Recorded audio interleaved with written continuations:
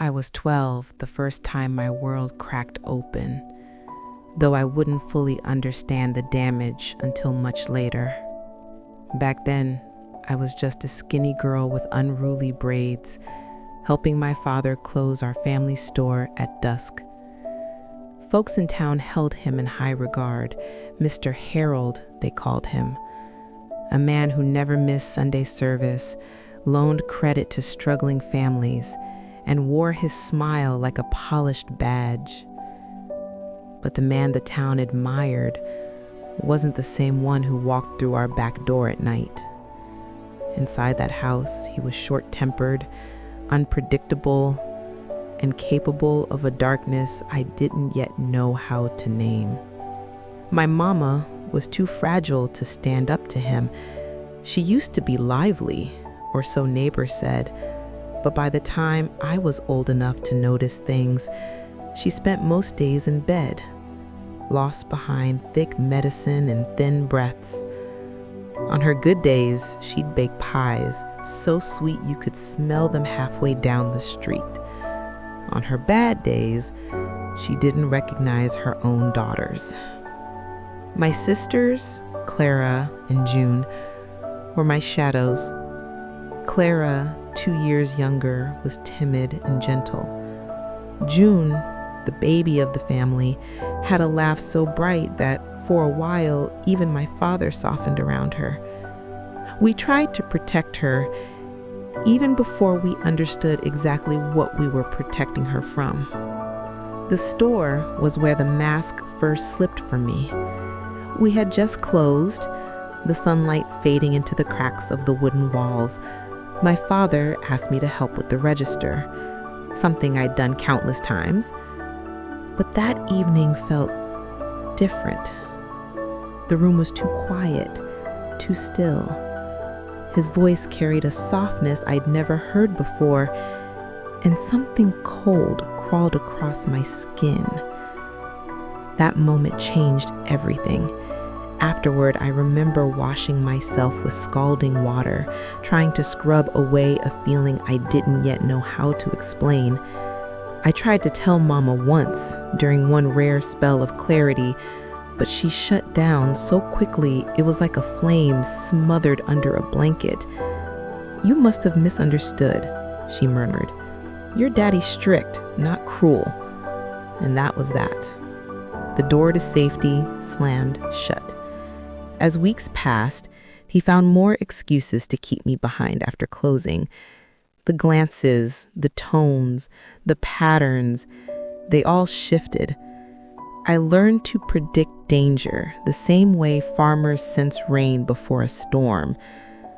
But that wasn't the worst part. The worst part came when I realized my silence wasn't protecting anyone, least of all my sisters.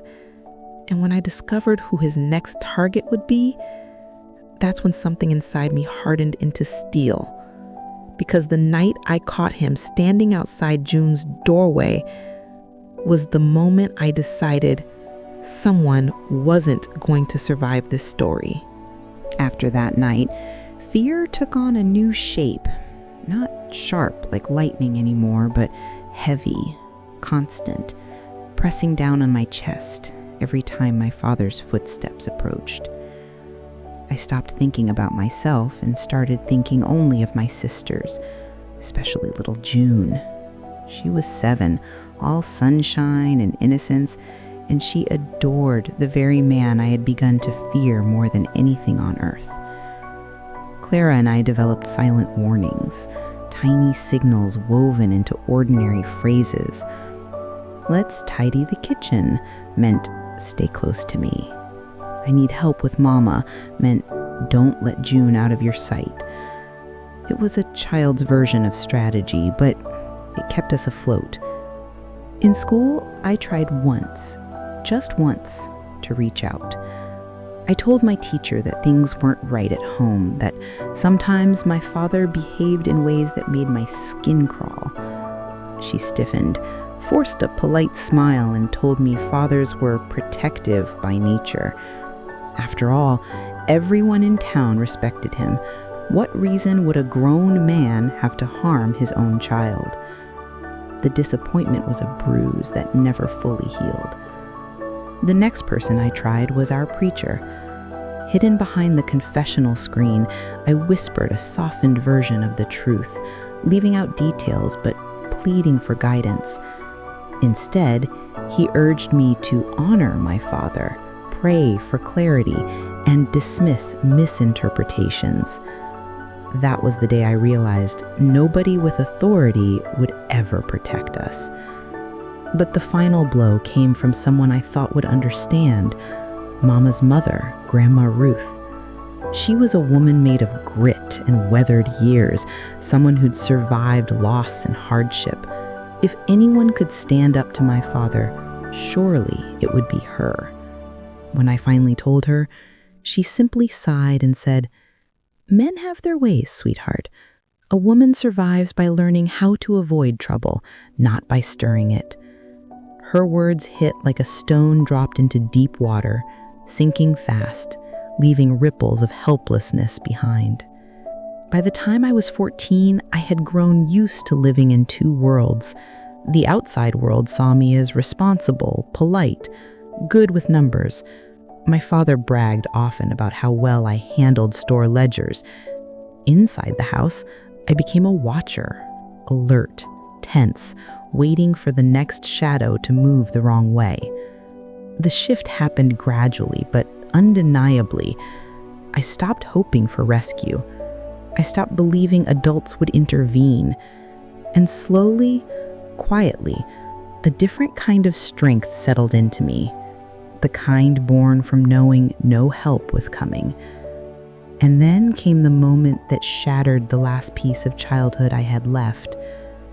Because when Clara came home early one afternoon, shaking and silent, I realized the monster hadn't stopped at me. The day Clara came home early from school is etched into my mind like a scar.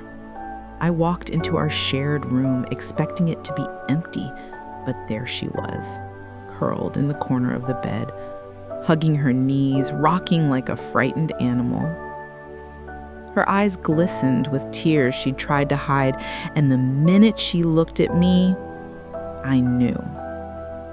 I knew because I'd worn that same expression myself. "He said the teacher sent me home," she whispered. "Said I needed extra help."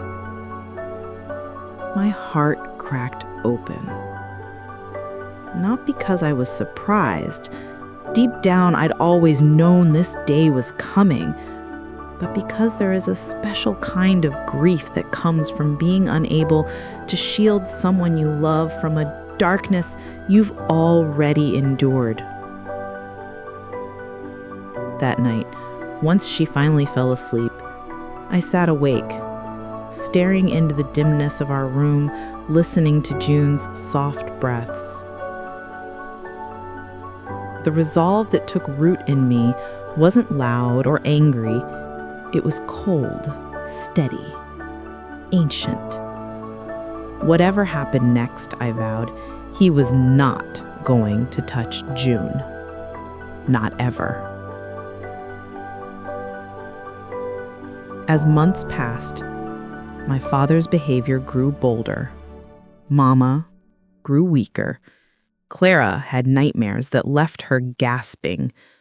I walked through life with an ache so constant I barely recognized it anymore.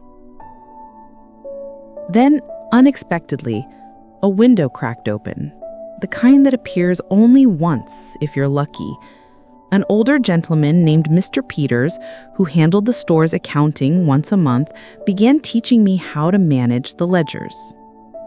My father trusted him, and since I was good with numbers, he let me help.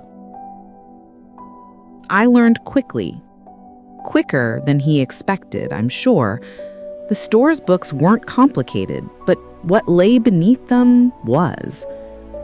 One afternoon, while my father was out meeting a supplier, I discovered a second set of records hidden in a locked drawer. The numbers didn't match the official ones. There were shipments recorded that never appeared in the public ledger, payments that didn't align, and a long, steady list of debts owed to a man named Conrad Burke, a distributor known around the region not for kindness, but for settling debts in ways that didn't require police reports. Stories floated around about him. A shop burned down in a nearby town after missing payments. A farmer vanished after resisting. People whispered Conrad's name the way children whisper ghost stories. And my father owed him thousands. Thousands he didn't have. Thousands he was pretending not to owe at all. The realization hit me like a bolt of clarity. My father wasn't untouchable. He wasn't safe. He wasn't invincible. There were people out there who could destroy him, people far more dangerous than he'd ever been to us. And suddenly, for the first time in years, I felt something that almost felt like hope. Because the night he crept toward June's room was the night I decided to use those dangerous men to end him. It was a sweltering summer night when the final straw snapped clean in two. Mama had been sedated after a difficult day.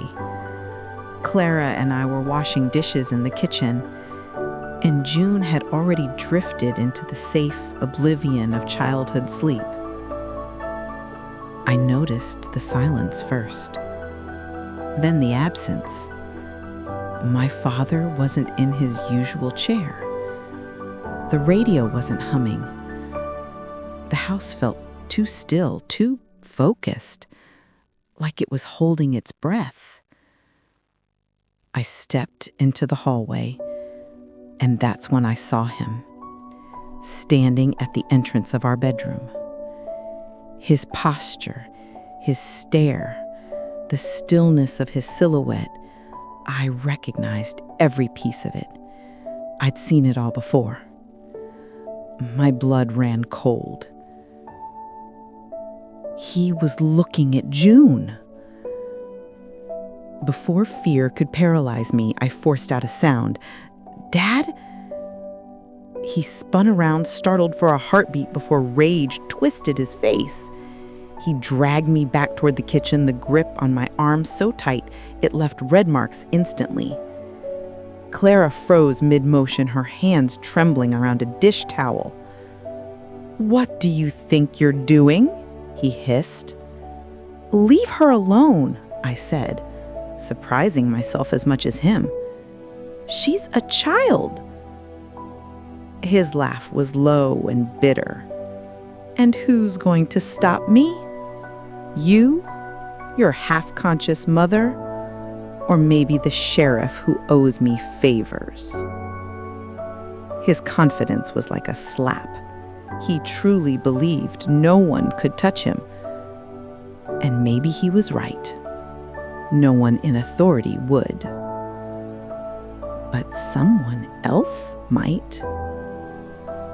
That night, after he left us shaking in the kitchen, I lay awake in the dark with my sisters. June slept blissfully beside us, unaware she'd been seconds from losing everything. Clara stayed awake, her small hand clutching mine. Quietly, carefully, I whispered my idea to her. The plan was terrifying, but so was every alternative. I explained how we'd make Conrad Burke believe my father had betrayed him beyond forgiveness, how we'd let a monster devour a monster. It wasn't justice, it was survival. Over the next days, I began laying the groundwork. Small changes in the books, duplicated receipts, records that didn't match shipments, evidence that would raise Conrad's suspicions instantly. I watched my father grow nervous as letters from suppliers went missing, as numbers failed to add up. He snapped more easily. He drank more heavily. He paced the house at night. He sensed the trap closing, but he didn't know from which direction. And all the while, June remained glued to my side, our little bird hidden beneath our wings. Everything was almost ready. All I needed was the right spark to set the fire. Because when Conrad's men arrived at the store one afternoon, I realized the storm I'd summoned was far fiercer than I'd imagined. The day Conrad Burke's men arrived felt like the sky had cracked open over Millwood. They pulled up in a dark sedan, the kind that drew whispers the moment it slowed along the street. I watched from the corner of the store, stocking shelves with shaking hands, as 3 men stepped out, large, stone-faced, radiating quiet menace. My father's complexion changed instantly. He tried to greet him with his usual merchant's charm, but his voice quivered. Conrad wasn't with them, but his reputation filled the room just the same. "Mr. Burke wants a word," one of the men grunted. "Now." They herded my father into the office, slamming the door behind them. Even standing outside, I could hear the rising tension, scattered words about missing payments, falsified records, inconsistent shipments. Everything I had arranged. My heartbeat pounded in my ears. This was it, the moment everything might finally change. When the office door burst open again, they marched my father out with his arms twisted behind him. His face was drained of all color, his arrogance stripped away like old paint. "You've been stealing," one of the men growled. "Mr. Burke don't tolerate thieves." My father sputtered excuses, lies, denials, but his voice trembled. He knew they had him. They dragged him outside, forcing him toward their car. For a second, I almost felt pity. Almost. But then I pictured June's tiny frame, Clara's trembling shoulders, my own years of terror, and the pity vanished. Before they shoved him into the car, my father's gaze locked onto mine. For the first time in my life, he looked afraid, truly afraid. "What did you do?" he demanded, his voice cracking. I didn't answer. I simply met his stare, steady, unblinking, unbroken. His face changed then, not into anger, but into understanding. He knew. They drove him away, disappearing down the dusty road toward the edge of town. That was the last time any of us saw Harold Whitmore alive. Rumors swirled, of course. A body found in a river 2 towns over. A store burned to the ground miles away. A debt collector returning to Louisiana with blood on his boots. People speculated, whispered, shook their heads, but no one came asking questions at our door. Mama passed not long after, her frail body finally giving in. Clara and I raised June together until I was old enough to leave town. I built the life brick by fragile brick, eventually opening a shelter for girls who'd lived versions of my story. Over the decades, hundreds passed through, wounded at first, then healing, then thriving.